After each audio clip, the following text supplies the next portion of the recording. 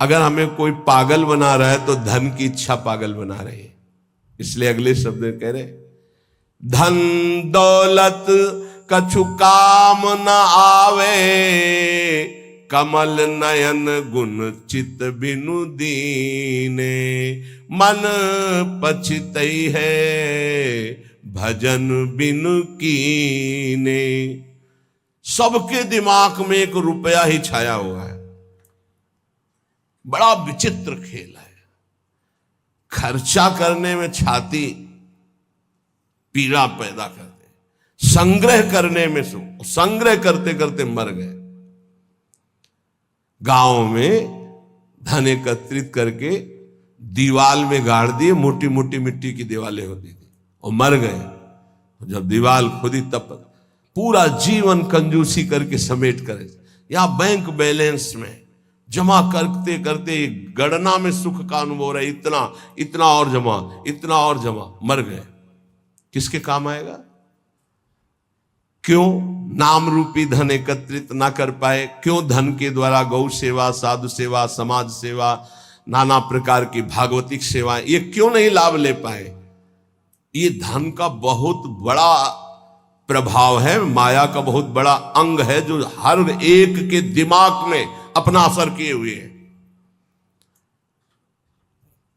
हम जो भी प्रोग्राम करें उसका परिणाम धन हमारा होना चाहिए। चाहे वो कथा हो, चाहे वो यज्ञ हो, चाहे वो पूजा हो, जो भी हो। कोई बिरला ऐसा करता है जगत में, ऐसा नहीं कि नहीं है, कोई बिरला ऐसा करता है कि इसका फल हो श्री कृष्ण प्रेम लक्षणा भक्ति। है, ऐसा नहीं कहते कि नहीं है, पर सबके दिमाग में एक यही है कि जो मैं कर रहा हूं उसका परिणाम अच्छी धनराशि मिलना।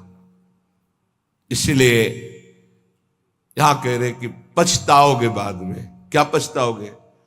अरबों रुपया बैंक में जमा करके पधार गए, वो भारतीय बैंक का वहीं रखा हुआ है, आपकी केवल जीवन की श्वासें नष्ट हो गई, बस। आसक्ति उसकी आपकी दुर्गति कराएगी, जीवन का समय आपको उसके संग्रह में गया, कुछ हाथ नहीं लगा। कितना भोगोगे? कितना भोगोगे? क्या खाओगे? कितना खाओगे? जब शरीर ही नहीं रहेगा तो ये सब खाना पीना किस कार्य में आया, यदि सच्चिदानंद से चित्त नहीं जोड़ा। इसलिए पछताओगे यदि धन की प्रधानता जीवन में रही। तो आप सच्ची मानिएगा, आप जितने लोग बैठे हो, विचार करके अभी देख लो, वृंदावन की भूमि में बैठे हो। हम नहीं कहते कि सबके दिमाग में होगा, लेकिन आप देख लो, प्रधानता हर क्रिया के परिणाम में धन प्राप्ति की लालसा। हर क्रिया, साधु संग कर रहे हैं तो ऐसी कुछ आशीष हो जाए कि धन प्राप्ति हो जाए। हम ठाकुर सेवा, ठाकुर दर्शन, उपासना, सबका परिणाम एक धन की तरफ रहता है, सबका परिणाम। कोई बिरला ऐसा होता है जिसके दिमाग में धर्म होता है कि मैं जो भी करूंगा धर्म पालन के लिए करूंगा, मेरे जीवन का उद्देश्य है समस्त जगत को सुख प्राप्त हो, भगवान प्रसन्न हो जाए, बस। ये कोई बिरला करता होगा, बिरला। वो भक्ति का आडंबर करके, वो वैराग्य का नाटक करके, उपदेश का, व्यापार का, संसार का, चाहे वो परमार्थ हो या व्यवहार हो, दोनों में प्रधानता हमारी रहती है धन की। ये भगवान की प्राप्ति में बहुत बड़ी बाधक बनती है। कंचन देखत को यहां जगत संगाती, तात मात अपने सुख भीने, ललित किशोरी द्वंद मिटे ना, आनंद कंद बिना हरि चीन्हे, मन पछितई है भजन बिन कीने। अब दूसरी बात करें, देखत ही यह जगत संगाती। सबसे ज्यादा संसार में संगाती माना जाता है विपरीत शरीर को। काम, दूसरा है काम, विपरीत शरीर का संगाती। इसके लिए प्राण देने के लिए तैयार हैं। और जबकि वासना की निर्वासनिक स्थिति भगवान से होगी, किसी शरीर भोग से नहीं होगी। उससे तो जैसे अग्नि में और घी डालते जाओ तो बढ़ती चली जाती है, ऐसे ही वासना की शांति भोग में नहीं, त्यागात शांतिरनंतरम। लेकिन ना जानने के कारण पूरे के पूरे जीवन नष्ट हो जाते हैं केवल भोग चिंतन से। बहुत आश्चर्य की बात है, यदि इसे भजन के बल से, भगवत कृपा बल से, गुरु कृपा बल से इसे संभाला ना गया तो मिले भले कुछ ना, पूरे जीवन इसी का संकल्प बनता रहता है, चिंतन होता रहता है। ये ठग हैं जो हमारे जीवन को नष्ट कर देते हैं। कामिनी के संग की लालसा भगवत प्राप्ति नहीं होने देती। जैसे पहला था धन की प्राप्ति की लालसा, ऐसे ही जितना भी धन कमा लो, जितना भी सब कर लो, अंदर एक लालसा बनी रहेगी भोग भोगने की। ये अगर भावना शरीर भोग की बनी रही तो ये भी भगवत प्राप्ति नहीं होने देती। कितना भोगोगे, कब तक भोगोगे? जब शरीर ही छूट जाएगा तो कौन तुम्हारा साथी होगा? बहुत विचित्र बात है, बहुत विचित्र बात है। देखत को यह जगत सगाती। इस संसार में केवल देखते देखते पूरा जीवन हो गया, कुछ नहीं देख पाए। 50 साल के हो गए, 40 साल के हो गए, भोगते भोगते जीवन व्यतीत हो, कुछ नहीं भोग पाए। क्या है? असंतुष्ट, वासना। इसी तरह से जितने संबंध हैं सब धोखे के संबंध हैं। उनमें यदि भगवत भाव करके नहीं जिए तो वो बंधन कारक है, धोखे में समय गया। पहला दिमाग में धन रहता है, दूसरा दिमाग में भोग रहता है, और जो इनको थोड़ा दबा पाया भजन से तो तीसरा दिमाग में रहता है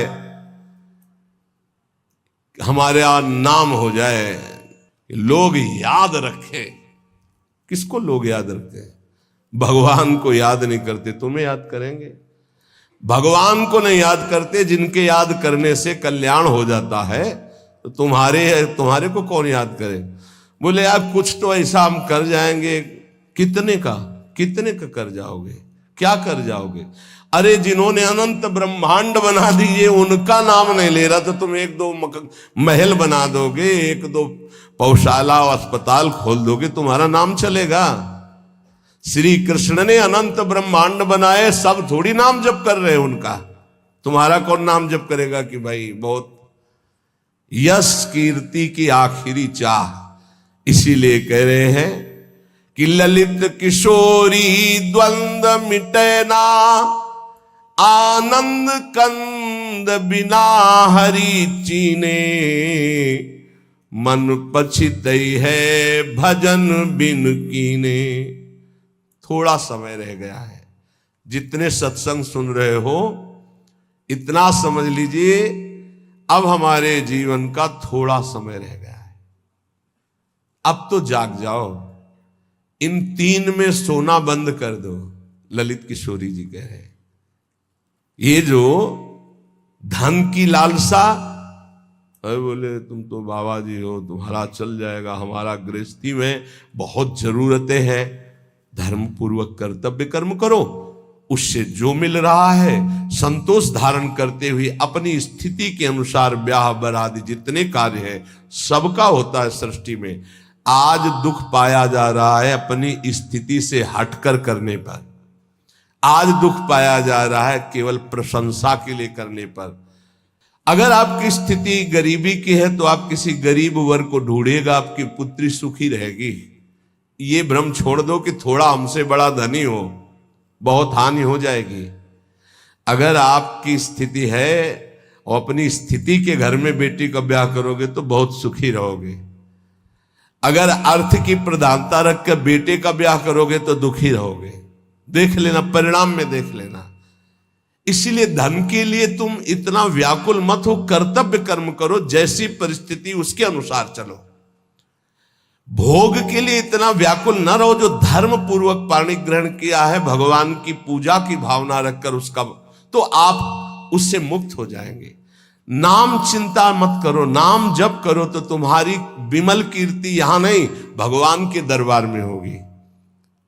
ये मम जन है, ये मेरा जन है। जैसे अम्बरीश जी की चर्चा भगवान के दरबार, भक्तों के यहां भगवान की जैसे चर्चा होती, ऐसे भगवान के दरबार में महाभागवतों की चर्चा। इतना नाम जप करो, इतना ठाकुर सेवा करो कि भगवान अपनी सभा में आपको याद कर ले। इससे बड़ी क्या बात होगी। त्रिभुवनपति की सभा में तुम्हारा यश गाया जाए। जग जाओ। अगर अभी नहीं जगे तो फिर अब जगने का समय नहीं, ये जगाया जा रहा है। ये सत्संग है मोह निद्रा से जगाने का। यहां तुम जिससे और किसी से प्रीति करते हो वो तुम्हें सुला देगा, जगाएगा नहीं। मोह भरे वचन बोल करके, मोह भरे कपट भरे वचनों को सुनने में बहुत अच्छा लगता है, लेकिन जब अध्यात्म और सत्य के वचन तो ऐसे लगते हैं बहुत कड़वे। मुंह मीठा भीतर कपट, पर्दा रहे है बास। मुंह में मीठा बोल रहे, हृदय में कपट, वहीं पर्दा लगाए भगवान बैठे वहीं देख रहे। जो सतमार्ग के पथिक है उनकी जबान में भले तुम्हें कड़वाहट लगे, लेकिन हृदय बहुत मीठा है और बेपर्द होकर भगवान वहां से बोल रहे। पकड़ पाओ तो पकड़ लो। गोला मारे ज्ञान का संत सिपाही कोय, उत्कट जिज्ञासु बने तो अजब उजाला होए। अजब उजाला होए अंधेरा सब ही नासे, अंतर्मुख हो लखे आत्मा अपनो भासे। कहे निर्भयानंद होए जिज्ञासु भोला, और जब संत मिले सिपाही तो ज्ञान का मारे गोला। अगर भगवान का पार्षद कोई संत जो विशुद्ध स्थिति में है, उसके वचन क्या करते हैं, वो गोला का काम करते हैं। बोले ऐसा ज्ञान का गोला माला कि काम क्रोध लोभ मोह मद मत्सर सब मर गए और दिव्य प्रकाश हो गया हृदय में। गोला मारे ज्ञान का संत सिपाही कोई, उत्कट जिज्ञासु बने और अजब उजाला होए। अगर संत वचन सुन लिए तो अमोघस से खाली नहीं जाते हैं। ये तुम्हारे जीवन का परिवर्तन कर देंगे। बस आपको जरूरत है उन शब्दों को पकड़ने की। जिस समय अंतर्मुखता बढ़ने लगे, आपको अपने दोष दिखाई देने लगे, जान लेना संत वचनों का प्रभाव शुरू हो गया है। अंतर्मुख होए लखे, अपने दोष दिखाई देने लगे। मेरे में ये कमी, मेरे में ये कमी, हे भगवान ये मेरी कमियां कैसे दूर होंगी। तो जान लो संत संग का प्रभाव आपके ऊपर पड़ रहा है। आत्मा अपनो भाषे, अपने आप से अपने स्वरूप का बोध प्रारंभ हो जाता है जब किसी सच्चे संत का संग मिलता है। पाता है निज आत्मा विषयीन सो मन रोक, काम क्रोध के वेग की जो सही जावे झोंक। संत संगी वही है जो काम क्रोध के वेग को सह जाए। काम आया सह गया, क्रोध आया सह गया। हमें देखते हैं कि काम क्रोध को सहने की तो वृत्ति साधक में है, लेकिन ईर्ष्या को सहने की शक्ति नहीं है। वो जहां ईर्ष्या करता है, दूसरे से निंदा करने लगता है, तो फिर उसकी काम क्रोध की शक्ति बढ़ जाती है और वो सहन करने में असमर्थ हो जाता है। अहम मैं जितेंद्रीय हूं और ईर्ष्या दूसरे की उन्नति देखकर डा होना, जलन होना, जहां ये आया तो फिर वो वही परास्त हो गया जहां जीत रहा था। इसको पकड़ना। गुरु कृपा से काम और क्रोध पर विजय प्राप्त करने की योग्यता साधक में आ जाती। बहुत शीतल हृदय होने लगता है, लगता है क्या कुछ नहीं। और जहां उसके अंदर ये अहम आया और दूसरों को देखकर जलन होने लगी, अपने में अहम आने लगा, वहीं उसकी सामर्थ्य घट गई और वो उसी विषय के लिए रोने लगा। काम क्रोध आदि उसको परास्त करने लगे। समझना, इस बात में आध्यात्मिक चर्चा है जिससे आपको परम पद मिल जाएगा। आप अगर गुरु शरणागत है तो काम क्रोध आपके अंदर स्फुरित होंगे, परास्त नहीं कर सकते। चिंगारी की तरह स्फुरित होंगे, ज्वाला की तरह नहीं, पक्का समझ लो।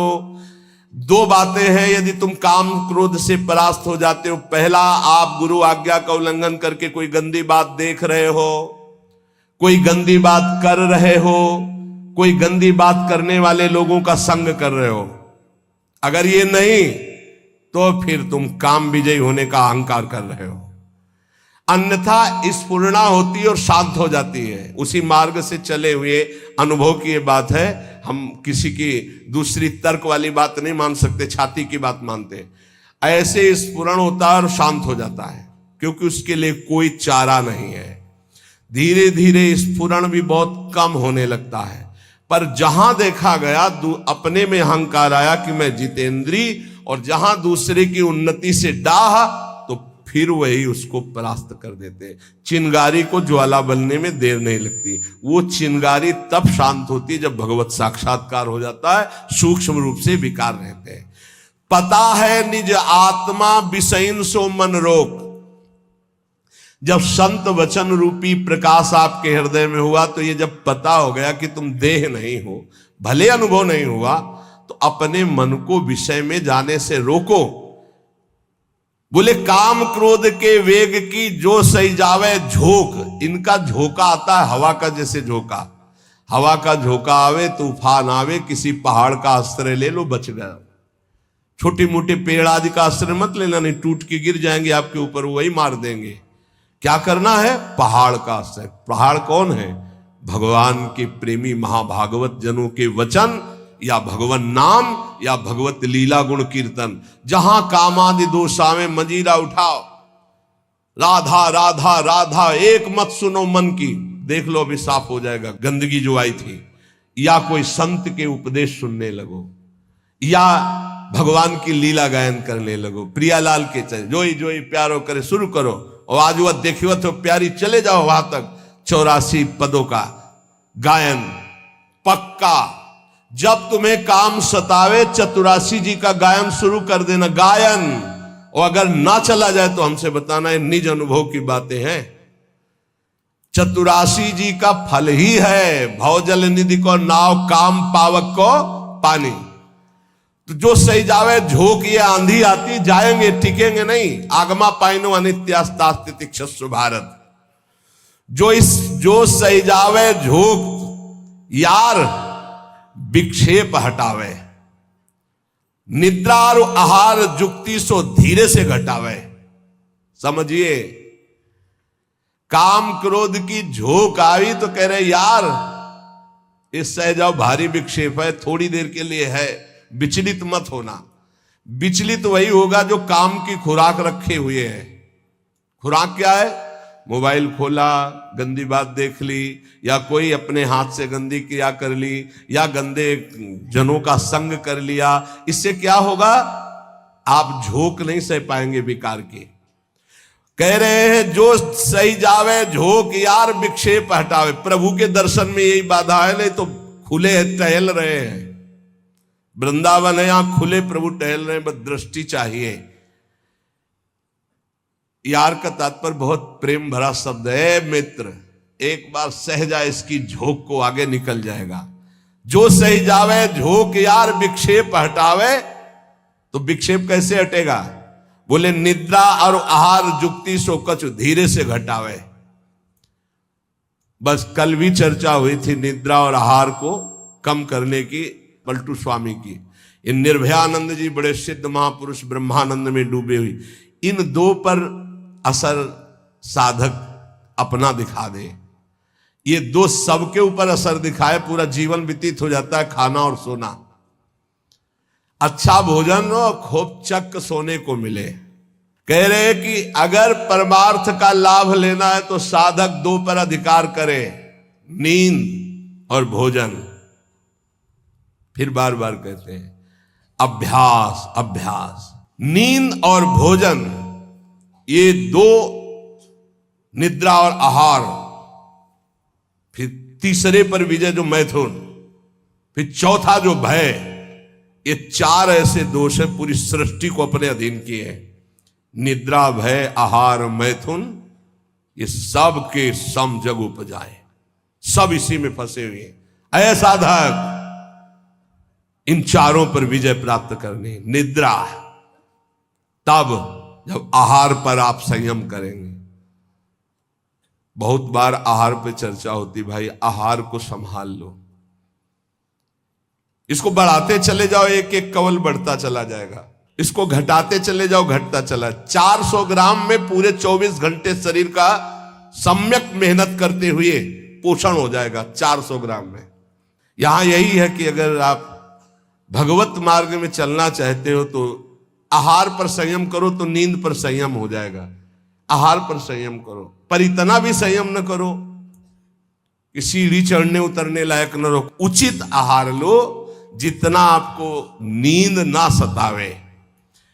ये बहुत बड़ी सिद्धि है। अगर आप निद्रा और भोजन पर शासन नहीं किए तो काम और क्रोध पर शासन नहीं कर पाओगे, पक्का। ये 4 चीजें साधु के जीवन में बिल्कुल शासन में होती। निद्रा, भय, आहार, मैथुन। भय नहीं होता साधु को। साधु का मतलब होता भगवत मार्ग के पथिक, चाहे गृहस्थ हो चाहे विरक्त हो। और नींद पर बहुत शासन होता है, और आहार पर बिल्कुल विजयी होता है वो,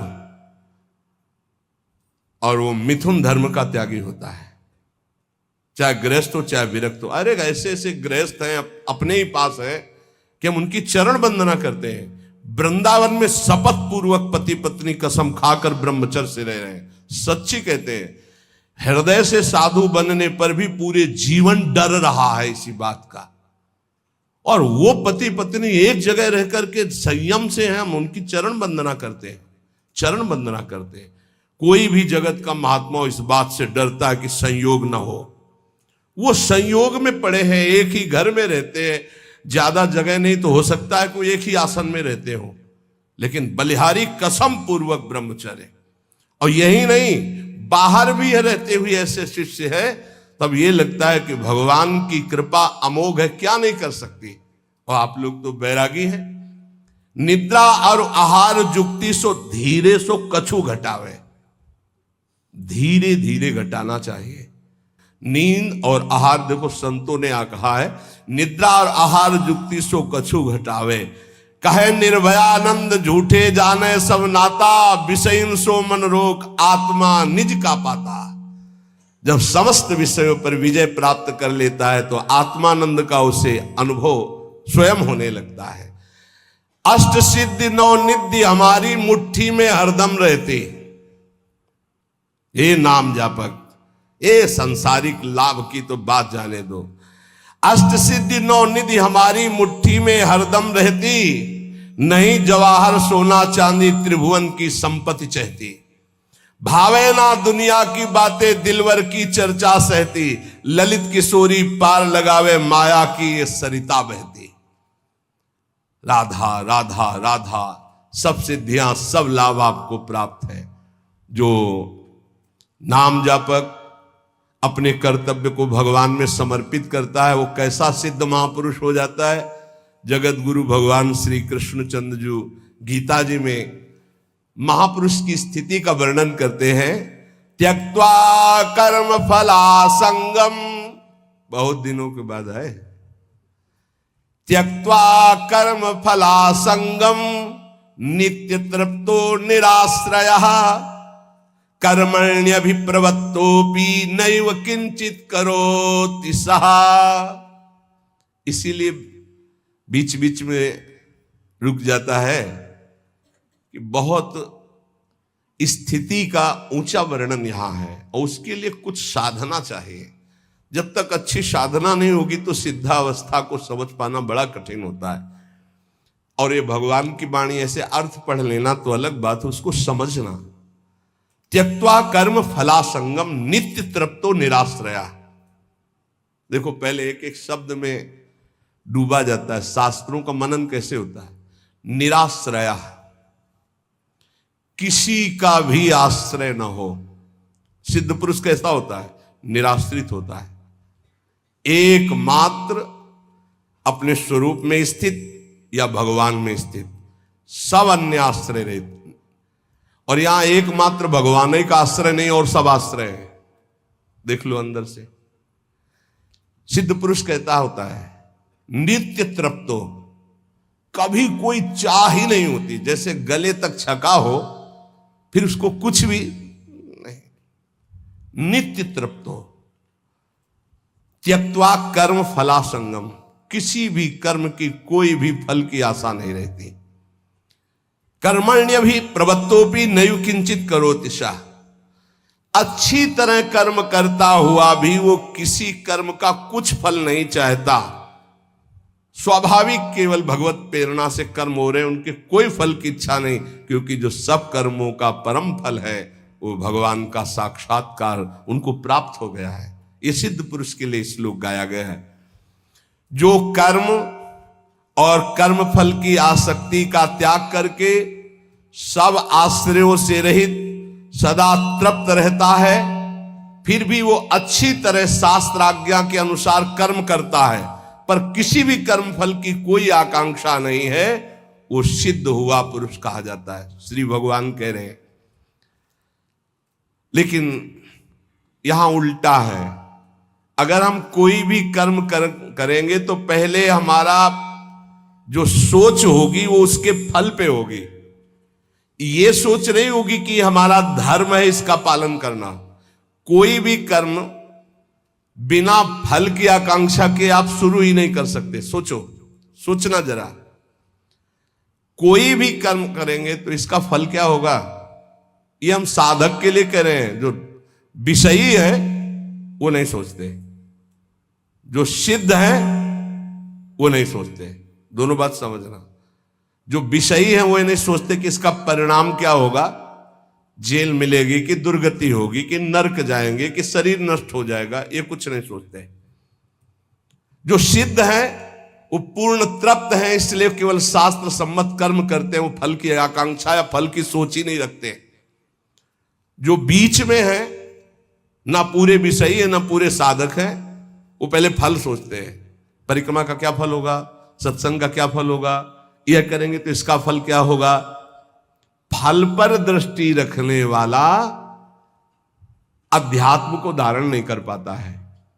भगवान कह रहे कर्मण्येवाधिकारस्ते, तुम कर्म से केवल अपना अधिकार रखो, फल के ऊपर नहीं। फल में सुख दुखे समय कृत्वा लाभा लाभो जया जयो, जय या पराजय, लाभ या हानि, सुख या दुख, इसमें समान भाव रखो। यह अध्यात्म, और यह तो सिद्ध पुरुष का लक्षण है। अब यहां ध्यान देना है, मैं कर्म करता हूं, ये कर्म मेरे लिए है और इसका अमुक फल मिलेगा, ऐसी जन साधारण साधक की स्थिति रहती है। ये उसके बंधन का कारक है, चाहे जितना बड़ा कर्म कर ले। ध्यान से सुनना, ये गीता जी है। ये मैं कर्म कर रहा हूं, इस कर्म का मेरा ये फल होगा। वो कर्म फल का और कर्मकर्ता बनने के कारण चाहे जितना ऊंचा कर्म करे वो बंधा ही रहेगा, मुक्त नहीं होगा। भले शुभ कर्म किया तो देवलोक जा, तपलोक जा, पर आना तुझे मृत्यु लोक में ही पड़ेगा। लेकिन जो सिद्ध महापुरुष होता है, परिक्रमा चलो स्वाभाविक, उसको कोई लक्ष्य नहीं कि इसका फल क्या होगा। इसका अच्छा अटल्ला चुंगी से मुड़ गया, उधर पूरी नहीं हुई, कोई उसको शोक नहीं है, ना कोई लाभ है ना कोई हानि है, स्वाभाविक कर्म हो रहा है। क्यों? क्योंकि उसने अपनी इंद्रियों को, अपने मन को अधीन करके परमात्म तत्व की स्थिति प्राप्त की है। अगर इंद्रियां और मन पर विजय प्राप्त नहीं की तो जीवन मुक्त होते हुए भी दुर्गति को प्राप्त होगा। आत्मा जीवन मुक्त ही है, उसको कोई नहीं बांधा। इंद्रियां और मन बंधे होने के कारण आत्मस्वरूप जो जीवन मुक्त है उसको भोगना पड़ रहा है। बहुत ध्यान देने का विषय है। आत्मा को शुद्ध करने की जरूरत नहीं, परम शुद्ध है। आत्मा को मुक्त करने की जरूरत नहीं, परम मुक्त है। तो बंधा कौन है? इंद्रियों और मन में तुम्हारी तन्मयता, इंद्रियां मन विषय भोगों में। जैसे राजा तभी विजयी माना जाएगा जब सेना विजयी होगी, और सेना हार गई तो राजा हार गया। सेना जीत गई तो राजा जीत गया। ऐसे ही इंद्रियां मन हार गए विषयों में तो तुम हार गए, तुम्हारी दुर्गति होगी। और इंद्रिय विजेता मन विजेता हो गए तो तुम जीवन मुक्त हो गए, क्योंकि जीवन मुक्त थे, जीवन मुक्त हो, जीवन मुक्त रहोगे। पूरी साधना इंद्रिय और मन की आ गई है। इंद्रिय और मन को भोगों से हटाकर प्रभु में स्थित करना तो विजयी। अगर इंद्रिय मन भोगों में लग गए तो आवागमन से मुक्त नहीं होगे। लेकिन सिद्ध पुरुष की इंद्रियां और मन ये अपने आप शांत होते हैं, क्योंकि वो त्यक्त्वा कर्म फला संगम, ना कर्म में आसक्त है और ना फल में आसक्त है।